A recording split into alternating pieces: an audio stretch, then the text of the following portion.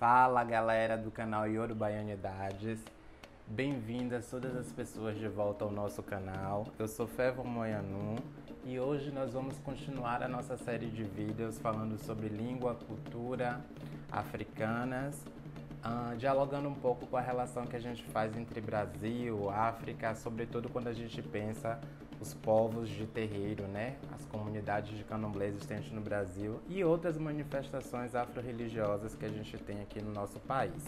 Então, aproveitando que a gente está iniciando o ano, a gente está falando de fim de ciclo, começo de um novo ciclo, o nosso vídeo de hoje tem tudo a ver com essa mudança, esse renascimento ou esse processo de continuidade que a gente chama de vida e morte. Então, não sai daí não que a gente já vai começar. Se você estava aí se perguntando se hoje vamos falar sobre a morte, é exatamente isso. Nós vamos falar sobre a morte, mas calma! A gente não está pensando na morte nessa perspectiva judaico-cristã que a gente tem, que a gente acha que é o fim de tudo, que acabou, não tem mais para onde ir, e aí vem aquela questão do céu, inferno, para onde é que você vai. Hoje nós vamos falar da morte a partir de uma perspectiva africana. Como é que a gente vê a morte dentro dessa perspectiva africana? O que é que a morte realmente significa para diversos grupos étnicos africanos? Então, a gente vai falar um pouco sobre essa perspectiva, né? A morte, fazendo um paralelo com o culto aos egunguns aqui no Brasil, nos terreiros de candomblé de Egungun. Então, vamos traçar esse paralelo para tentar entender como é que se constrói essa imagem aqui na diáspora brasileira e também entender um pouco como funcionam os terreiros de candomblé Egungun. Lembrando que aqui eu não vou expor nada aprofundado sobre os terreiros de Egungun, porque esse não é o objetivo, mas sim que a gente possa compreender o que são os egunguns, como é que se constrói essa identidade afro-brasileira e qual é a diferença da perspectiva africana para a brasileira quando a gente pensa no culto aos egunguns e quando a gente pensa sobretudo a relação com a morte. Frequentemente eu ouço ou vejo vídeos de pessoas associando o culto aos egunguns como algo pejorativo voltado para a perspectiva de morte judaico-cristã, como sendo algo muito ruim, muito negativo. Então foi por esse motivo que eu resolvi falar um pouco hoje sobre a morte e falar sobre o culto aos egunguns. Mas antes de chegar lá nos egunguns, vamos pensar um pouco como funciona essa perspectiva de morte dentro das comunidades africanas. Quando a gente olha os diversos grupos africanos, a gente percebe que há uma matriz que a gente pode juntar e pensar de forma única a relação que esses povos tecem com a vida, aquilo que a gente chama de cosmovisão, a cosmovisão dos povos africanos. E quando a gente pensa na morte, a morte vai compor um dos aspectos dessa cosmovisão que está impregnado em diversos grupos étnicos, em distintos grupos. Por exemplo, quando a gente pensa na história do Antigo Egito, a gente vê lá a criação das pirâmides, o processo de mumificação. Tudo isso tem a ver com a importância que é dada à morte, o que se pensa sobre a morte, qual é a ideia que se tem da morte, o que a morte significa para esses povos, pensando também o processo de ancestralidade. Então perceba, quando a gente fala de grupos africanos, existe uma matriz de características muito peculiares referente a cultos, referente a entidades que vão fazer essa marca, essa raiz africana. E o culto aos ancestrais, à morte, está presente em quase toda a base das culturas africanas. Então, se a gente olha para o Antigo Egito, a gente vai ver lá as múmias, a gente vai ver o próprio livro dos mortos. Os egípcios tinham o livro dos mortos, que é este grande escrito nos papiros, e que esse livro nada mais é um processo de ensinamento de como ter um pós-vida ou como continuar vivendo na outra etapa da vida, que é a morte. Então, o livro dos mortos assim foi traduzido ao longo do tempo, mas quem estuda a cultura egípcia sabe que o verdadeiro nome do livro é O Surgimento do Dia. Este é o nome, esta seria a tradução mais apropriada se a gente for olhar ao pé da letra do que se estava escrito lá, e que faz uma referência direta com o deus Anubis, que está ligado com a morte, é o deus da morte egípcio. Mas não a morte numa perspectiva negativa, mas sim uma morte que tem a ver com o processo de continuidade. Então os egípcios tinham este livro que ensinava o caminho, os processos, os cultos que deveriam ser feitos após a morte, para que aquela pessoa que morreu conseguisse encontrar os caminhos para a continuidade da vida no outro lado, numa outra perspectiva de vida. Percebam que para os egípcios, a morte não significava o fim da vida, mas sim mais uma das etapas da vida. Eu estou citando o antigo egípcio, mas a gente pode perceber isso em diversas comunidades. Mas hoje nós vamos focar nas comunidades iorubanas para pensar, sobretudo, a respeito do culto aos egunguns. Quando a gente analisa a literatura sobre os cultos rituais feitos aos egunguns dentro do território nigeriano, como nós conhecemos hoje, né? Essa parte da Nigéria que engloba os povos iorubanos, não existe uma definição certa de onde ou de como nasce essa prática ritualística, né? A adoração aos egunguns. Se a gente olha para o lado místico, a gente vai encontrar narrativas que falam desse processo de surgimento a partir de uma perspectiva mística. A gente vai chegar lá. Mas vamos então aqui pensar um pouco e organizar as nossas ideias sobre o culto ao egungun.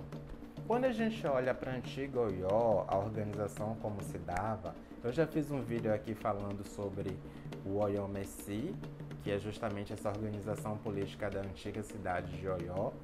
E na organização hierárquica, dentre os 7 representantes, a gente vai ter lá a figura do Alapini.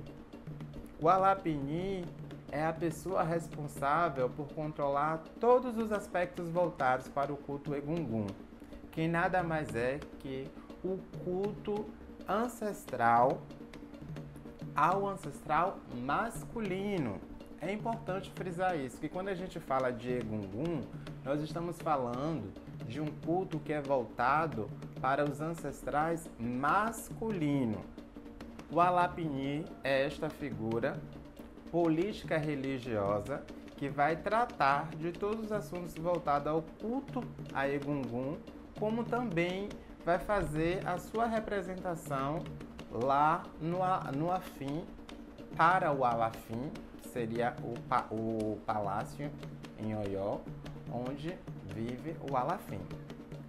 Historiograficamente, há uma dúvida em relação ao surgimento do culto, se o culto de fato foi instaurado, foi criado em Oió, ou se foi mais um processo de anexação de territórios, sobretudo pensando lá os povos popos, nesse processo de conquista e expansão do Império de Oió, na sua magnitude. Quando a gente olha para a questão mitológica, a gente vai ter 2 narrativas que são popularmente difundidas, sobretudo aqui no Brasil, para dar explicação sobre a origem do culto egungun. A primeira narrativa está ligada diretamente ao Alapini e a segunda está ligada a Yansan. Se vocês quiserem saber sobre essas narrativas, deixe os comentários aqui embaixo, compartilhe o nosso vídeo, que aí sim eu volto depois contando essas histórias para vocês. Mas sigamos em frente. Quando a gente fala de culto egungun, eu friso mais uma vez que nós estamos falando ao culto ao ancestral masculino. Não há possibilidade de haver um egungun que esteja voltado para o feminino. Dentro do contexto iorubá, há essa divisão dos egunguns, e quando a gente quer falar ou relatar sobre o culto ancestral feminino, a gente vai pensar nas Iamins, ou em sociedades que eram tipicamente dirigidas por mulheres, como a sociedade Elekô e a sociedade de Geledé, como é bem difundida aqui no nosso país. Mas voltamos ao culto aos egunguns.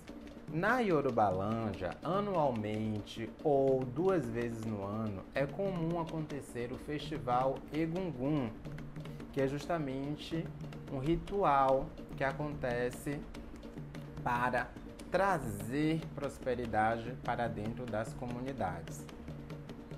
A ideia que se tem a respeito dos egunguns é que eles são a representação dos ancestrais masculinos que voltam para suas casas para trazer bênçãos e equilíbrios para aquelas famílias e para as comunidades.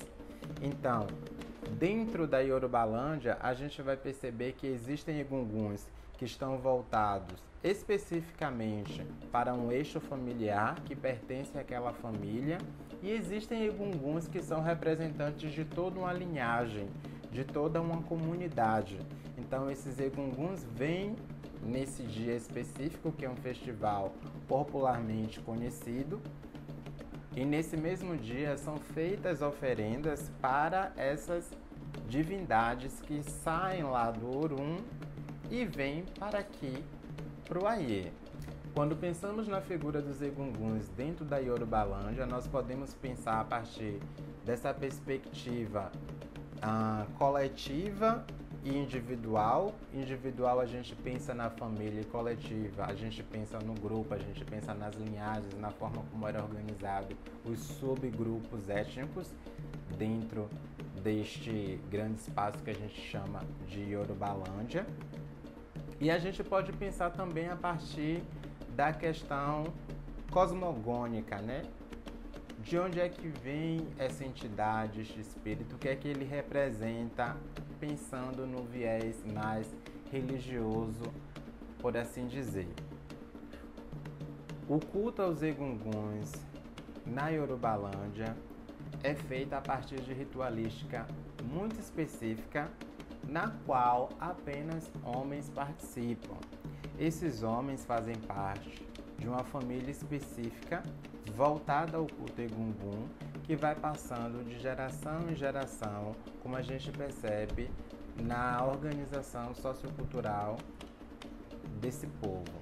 Então, é feito um ritual, é preparado este corpo para quando da chegada do festival anual, a incorporação, o chamamento do Egum possa ser feito e possa ser cuidado ali por aquelas pessoas que fazem parte do culto. Então, há 2 ocasiões específicas em que os egunguns são invocados dentro dessa perspectiva iorubana. Então, a primeira e a mais importante de todas, eu diria, justamente por conta do seu caráter coletivo, é este festival anual que acontece sempre e é popularmente conhecido, se eu não me engano, no estado de Edo. Então, ali os egunguns vêm, eles andam pelas ruas, eles vão na casa dos seus familiares, eles dão bênçãos, conversam com as pessoas nas ruas e está ali para fazer esse trabalho coletivo de reprocessamento do axé do Aie. A outra perspectiva é quando há a morte de algum líder muito importante ou um ancião dentro da comunidade, que aí são feitos rituais de morte e os egunguns também são invocados, ou o egungun específico daquela família, para que seja feita os encaminhamentos, propícios para que aquele ancião se torne um ancestral. A concepção de vida e morte para os iorubanos é um processo de continuidade, assim como a gente viu lá para os egípcios. Então, todo mundo é Abiku. Abiku é outra coisa, é uma outra filosofia que é bem espalhada aqui no Brasil, né? Bem difundida, contudo as pessoas têm uma concepção errônea do que é ser Abiku. Abiku é justamente aquele ser que nasceu para morrer. Tudo que nasce e vai ter um fim dentro da cosmovisão iorubana chama-se Abiku. Então, quando a gente pensa nesse processo da morte, a gente tem instâncias da vida que devem ser percorridas e logradas. Então a gente tem nascimento, crescimento, possivelmente reprodução, envelhecimento e por fim a morte. Então quando a gente pensa no ser humano que consegue cumprir todas essas etapas, envelhece, então esta pessoa se transforma em acumuladora de conhecimento. Daí vem, por exemplo, o respeito aos mais velhos dentro da cultura africana. Você não pode ser mais que o seu mais velho, porque esta pessoa está aqui no mundo, primeiro que você, experimentando e aprendendo. Então ela tem muito mais para te ensinar do que para aprender. Mas voltando à concepção dos egunguns. Então, a pessoa que logra todas essas etapas da vida e morre lá bem velhinha, não é uma questão de tristeza, é um momento de celebração, é um momento de alegria, de orgulho, porque essa pessoa conseguiu se transformar num ancestral para aquela família, adquiriu muito conhecimento, passou por muitas coisas, aprendeu, então ela tem muito para dar. Quando faz a invocação dos egunguns no ritual de morte, é justamente este processo de transição para que aquela pessoa possa entender o caminho que deve seguir, mas também continuar a alimentar a sua comunidade, a sua família aqui no Aie. A gente tem a perspectiva Orum e Aie. O Aie não está dissociado do Orum, da mesma forma que o Orum não está do Aie. Há um processo de comunicação que é feito através da morte e através da vida. Quando a gente pensa na vida, a gente pensa no culto aos orixás. Quando a gente pensa na morte, a gente pensa o culto aos egunguns, justamente por serem essas as possibilidades de comunicação entre o Orum e o Aie na Terra. Então são processos de transmissão de axé, de transmissão de possibilidades de força de transformação para ambos os lados. Então, os seres do Orum podem vir no Aie. Agora, os seres do Aie só vão ao Orum quando faz a sua passagem, né? Quando cumpre todas as etapas da vida aqui na Terra e finalmente alcança a morte, que é este momento de retornar para o Orum e lá se preparar para um possível renascimento, porque as culturas iorubanas elas acreditam no renascimento do ser, e aí a gente vê isso comumente na nomeação Babatunde, meu pai que vai retornar, e por assim vai. Esse é um dos nomes que é dado dentro dessa cosmovisão iorubana, pensando aí o ciclo, a morte. Então, as pessoas fazem a passagem lá, elas vão ver se elas vão retornar, se elas vão continuar, ou se até aqui, na própria terra, em vida, não acontece o processo de sacramento.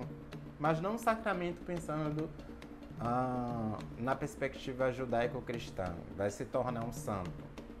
Não, a gente fala um sacramento através dos feitos, através do quão importante aquela pessoa foi para determinada comunidade.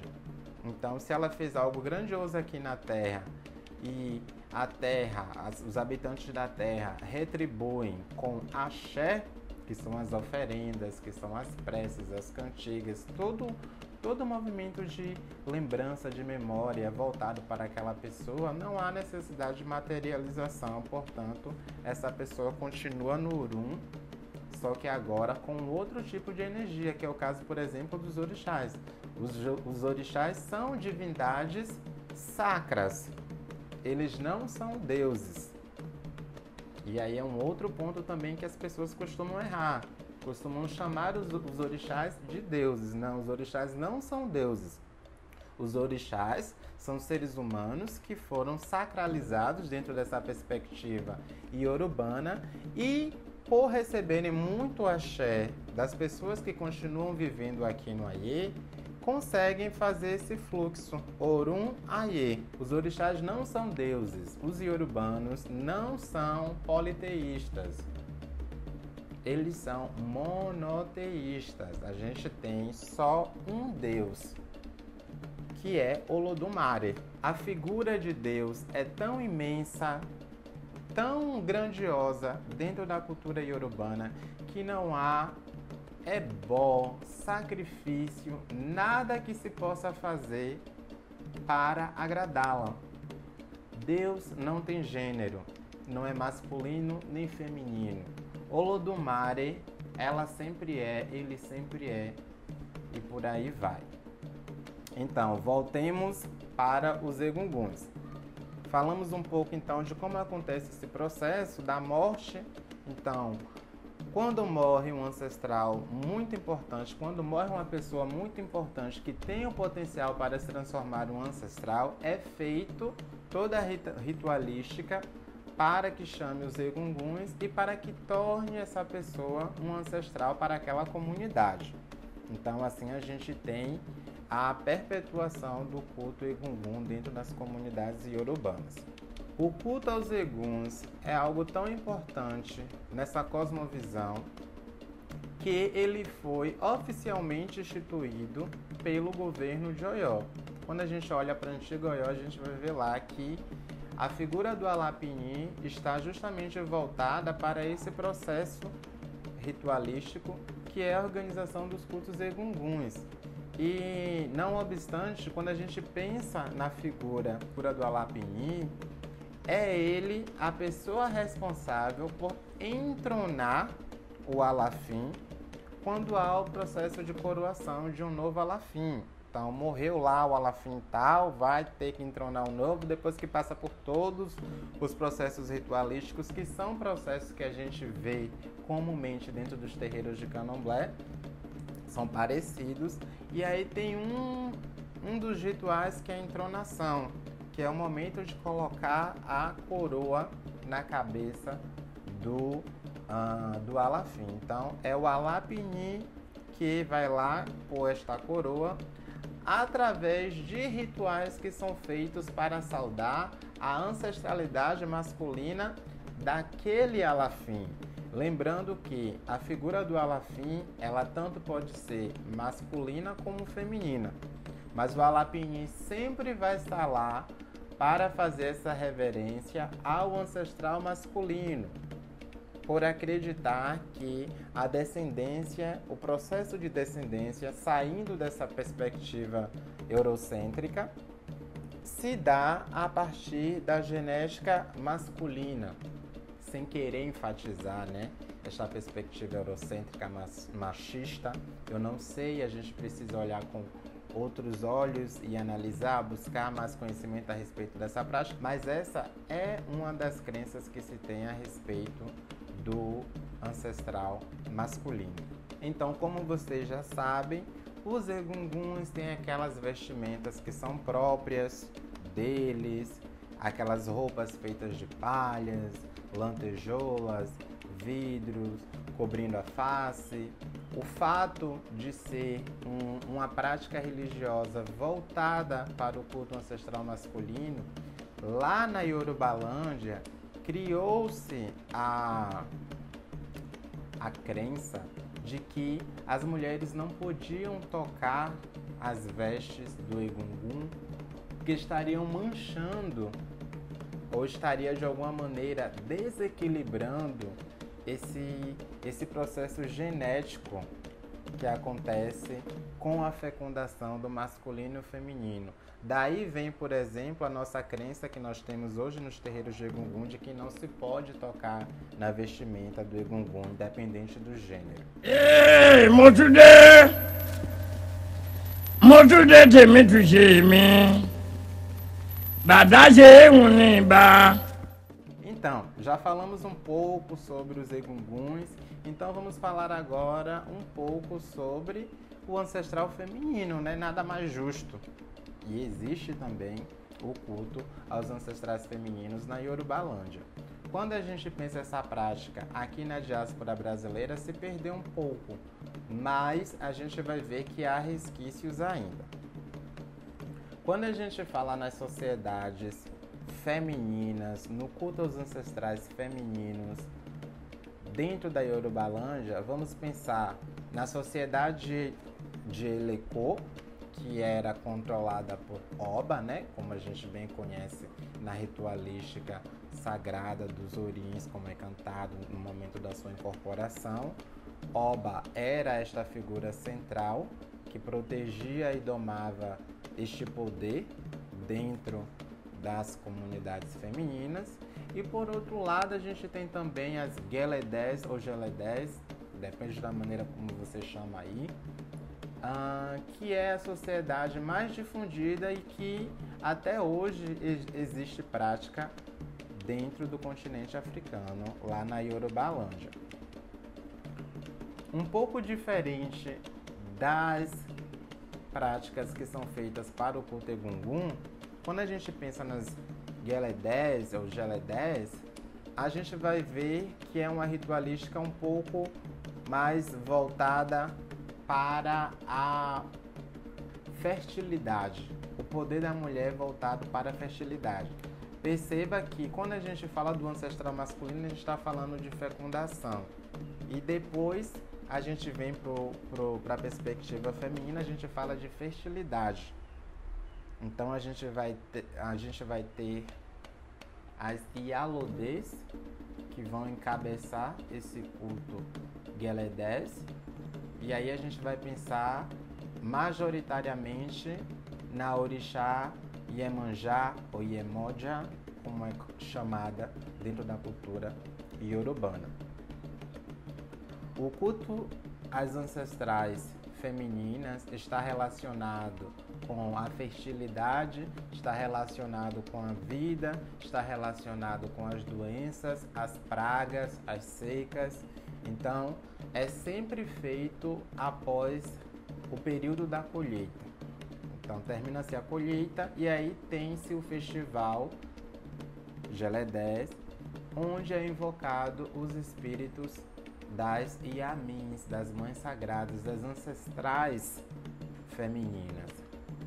Uma coisa interessante de se notar é que, mesmo no culto às Iamins, são os homens quem são preparados corporeamente, fisicamente, para servirem de condutores de energia entre o Orum e o Aie e perpassar a mensagem que são mandada, a mensagem que é dada por essas mães ancestrais.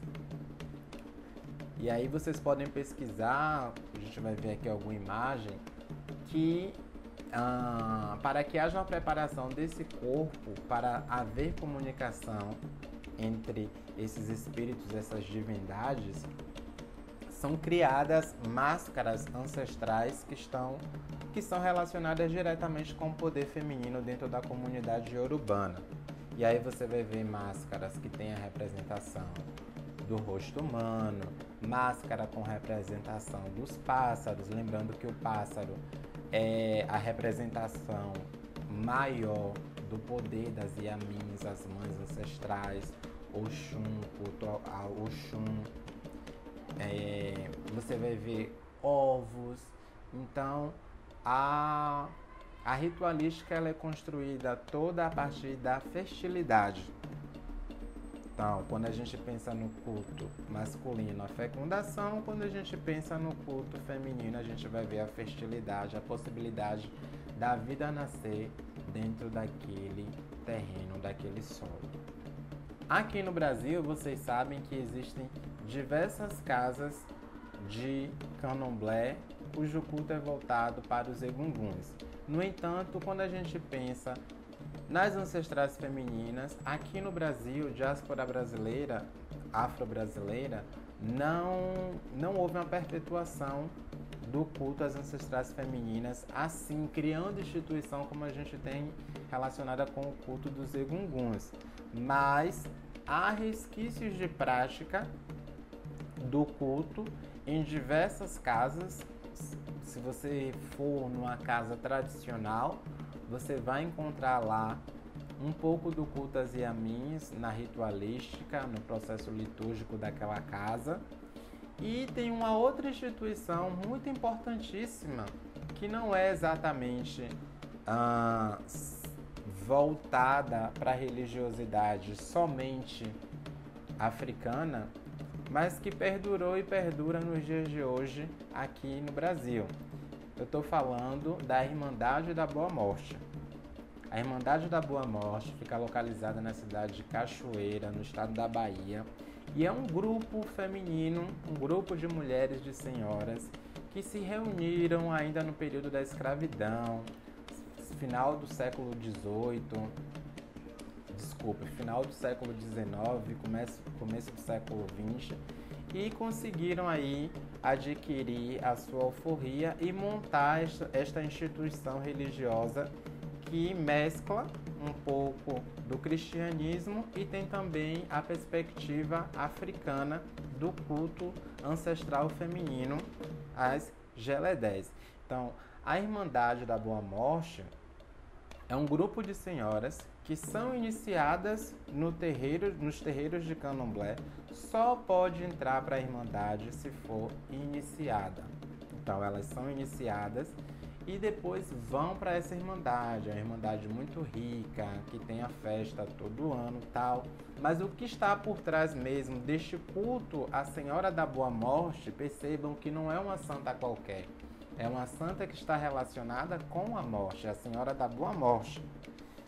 O que está relacionado, o que está por trás deste culto é justamente os conhecimentos que foram herdados aqui no Brasil por essas mulheres negras sobre a cultura, sobre o culto às ancestrais femininas, o culto às Geledés.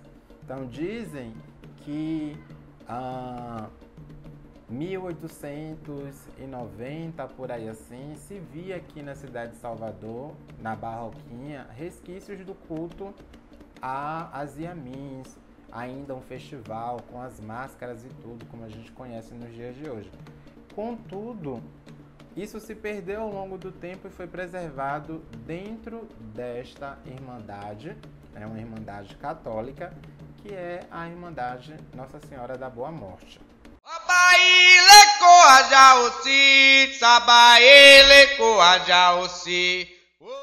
E agora, chegando ao fim do nosso vídeo, vamos falar um pouco sobre os terreiros de Egungun. Como vocês sabem, o culto aos Egunguns foi preservado aqui no Brasil, criando instituições como a gente tem hoje os terreiros de candomblé de Egungun. É importante frisar que as pessoas que são de candomblé de orixá não podem ser iniciadas nos candomblés de Egungun. E os candomblés de Egungun são instituições voltadas para homens. Mulheres não podem ser iniciadas neste culto. Quem é de lá não pode ser de cá e quem é de cá não pode ser de lá. Como diz um amigo meu, quem cultua a vida não pode cultuar a morte, quem cultua a morte não pode cultuar a vida. Mas não é pensar em morte e vida nessa perspectiva judaico-cristã eurocêntrica que nós somos treinados. É pensar na vida e na morte como processos de continuidade e dependência mútua. Para que um exista, é necessário que a outra exista também. E o fluxo energético continue circulando entre essas duas massas mundos criadas, né? O Orum e o Aie. Olhando a historiografia dos terreiros de candomblé de Egungun aqui no Brasil, a gente vai ver que a cidade de Taparica, uma ilha aqui próxima a Salvador, ela se destaca sendo o lugar onde houve o nascimento do culto aos egunguns. Então, nessa perspectiva, há 2 terreiros que se destacam e que são referências neste culto até os dias de hoje, que são o terreiro Ilê Abulá e o terreiro Tutum Olucotum.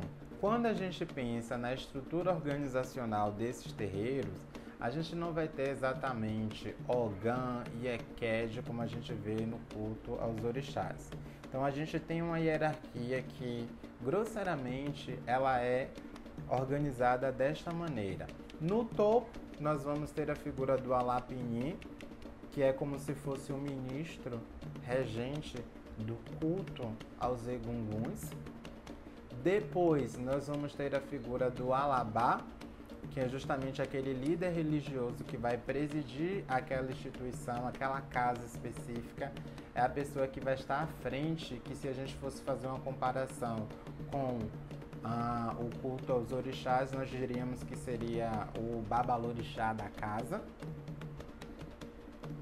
E por fim, nós temos os ogés, que são aquelas pessoas que são responsáveis por fazer o desenvolvimento do culto. Então está ali para auxiliar, está ali para participar dos processos ritualísticos, está ali para fazer a tradução dos egunguns nos processos de comunicação. E quando eu falo tradução, é tradução mesmo, porque essas entidades se comunicam com o povo usando o idioma iorubá. Então tem que ter uma pessoa ali, um ogé, que é treinado ritualisticamente e também a partir de uma prática do entendimento pedagógico para fazer essa tradução na hora que houver comunicação direta do egungun com alguma pessoa ou com todas as pessoas que ali estiverem presentes e no momento que forem adressadas, né, que for dirigida a elas a palavra.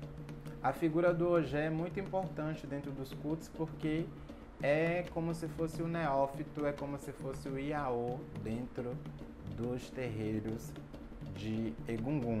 Então são essas pessoas que vão dar desenvolvimento à maior parte das atividades dentro do culto, se doando espiritualmente e fisicamente para que os processos ocorram em harmonia com o Aie e o Orum. O Ilê Abulá foi fundado por volta de 1935. Era uma vila de pescadores na qual todos faziam parte da comunidade e, seguindo uma perspectiva iorubana, a coisa ia de família por família, né? Era algo que era de linhagem. Então o pai iniciava o filho e depois o filho iniciava o seu filho, o neto e por aí vai. Já o terreiro Tutum Olucotum foi fundado por Marcos Pimentel, popularmente conhecido como Tio Marcos. O terreiro Olocutum, ele é mais velho que o terreiro do Abulá. E uma questão interessante quando a gente olha para a construção dos terreiros de egungun aqui no Brasil é que o título de Alapini não tinha tanta denotação de força como a gente percebe dentro das culturas iorubanas. Então, em toda a Yorubalândia só poderia haver um Alapini, que era este que estava lá em Oió, fazendo parte da organização central representada pelos 7 conselheiros do Alafim, né? Que a gente chama de Oió-Meici. Já aqui no Brasil, este título, eu acho que ele não foi tão difundido assim, a sua importância não era muito bem conhecida, que dava-se mais importância ao título de Alabá do que o título de Alapini. Quando a gente pensa na historiografia e vê os títulos que foram dados, a gente vai ver que houve um momento da história que aqui no Brasil nós tivemos 2 Alapinis, justamente porque houve a ruptura entre os líderes que fundaram essas instituições, o Olocutum e o Abulá, e aí cada um foi para um lado, respectivamente. O Abulá vem depois do Olocutum, né? Então a gente ficou com 2 Alapinis em um certo momento do tempo. o Alapini do terreiro Abulá, que foi o senhor Pedro, e o Alapini do terreiro do Olocutum, que foi justamente o senhor Marcos Pimentel. Mais à frente, com o passar do tempo, essas pessoas morreram, o título ficou lá esquecido no tempo. Há registros de que no terreiro Abulá essa titulação foi entregue até para uma pessoa que não era iniciada dentro do culto, então a gente percebe mais uma vez a falta de conhecimento ou talvez de importância ao título dentro daquele espaço específico, até que a gente vai ter aí a emergência da figura de Dioscórides Maximiano. Vocês conhecem esta pessoa? Já ouviram falar? Eu acredito que com esse nome não, mas se eu disser para vocês assim, Mestre Didi, as pessoas aí vão reconhecer essa pessoa. Sim, Mestre Didi. Mestre Didi foi iniciado no terreiro, né, de culto Egungun, passou por todos os processos e com a morte de tio Pimentel, ele vem desta linhagem, né, familiar, genética. Com a morte deste representante, alguns anos depois, ele recebe o título de Alapini do culto Egungun aqui no Brasil. Então, Mestre Didi, com o passar dos anos, vai e funda um outro terreiro Egungun que ficou muito famoso e é muito conhecido hoje. Quando a gente pensa na referência dos estudos, a gente pensa os terreiros lá da ilha, mas a gente pensa também o terreiro do Axipá, né? Que é justamente esta instituição fundada pelo Alapini, Mestre Didi. Então, gente, chegamos ao fim do nosso vídeo. Eu espero que vocês tenham gostado. E mais importante é tentar compreender dentro desses processos todos que quando a gente fala de Egungun, a gente não está falando de algo negativo, a gente não está falando de morte, de trazer a morte, de causar a morte, de algo que vai infligir sofrimento na população, na comunidade ou na pessoa. Se você conhece alguém que é de terreiro de candomblé e tem essa concepção, essa pessoa está equivocadamente errada. É uma pessoa ignorante do ponto de vista do conhecimento. Precisa sentar um pouco mais com os mais velhos, as mais velhas, para aprender sobre o culto aos Egunguns. Então, eu ouço várias vezes as pessoas dizendo: minha Padilha é um Egum.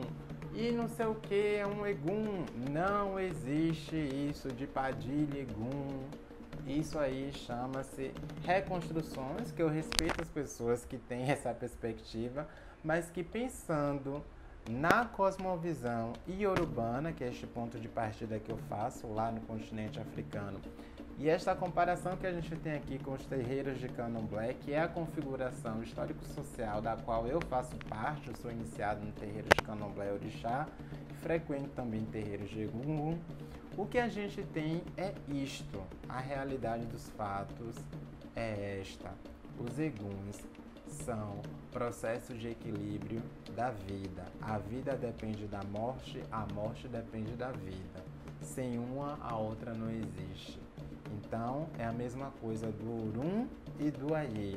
Para que haja um processo de transmissão de axé, isso que a gente faz cotidianamente através dos ebós, através das oferendas, das preces, através da invocação de Exu, também acontece por outros meios e os Egunguns fazem parte desta possibilidade de ferramentas acessórias para o bem viver no mundo. Então, obrigada por ficar até o fim do vídeo, compartilha e muito axé pra você. Roda boa!